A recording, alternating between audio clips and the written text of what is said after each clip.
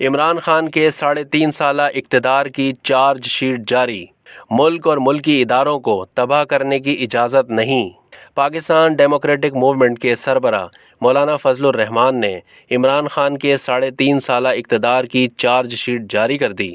Charge sheet جاری کرتے ہوئے کہا کہ عمران نیازی اس قوم کا میر جعفر اور میر صادق ہے، اپنے ایجنڈے کو پورا نہ کرنے کی وجہ سے تشویش میں مبتلا ہے۔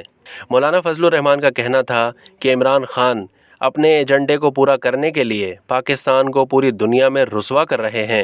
انہوں نے کہا ہے کہ گزشتہ 3.5 سالہ دور حکومت میں ملک کو برباد کر دیا ہے، ملک معاشی اور اخلاقی طور پر تباہ جبکہ سفارتی سطح پر تنہائی کا شکار ہوا ہے۔ مولانا فضل الرحمان نے کہا ہے کہ ہمارے دفاعی ادارے کے خلاف بیانات کا مقصد فوج کو تقسیم کرنا ہے، ملک اور ملکی اداروں کو تباہ کرنے کی اجازت کسی کو نہیں دیں گے اور وطن عزیز کے اداروں اور اس کی جغرافیائی سرحدوں کی حفاظت کریں گے۔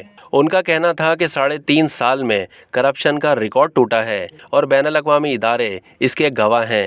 کشمیر کا سودا کیا گیا، جبکہ امریکہ کی آنکھوں میں کھٹکنے والا سی پیک منصوبہ اسی کے کہنے پر 3.5 سال منجمد کیے رکھا۔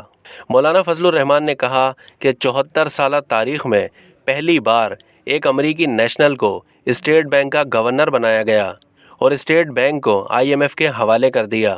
ان کا کہنا تھا کہ امریکہ کی مخالفت کا ڈھونگ رچانے والے کی کابینہ میں 15 سے زیادہ امریکی اور مغربی شہریت کے حامل لوگ کابینہ کے رکن رہے۔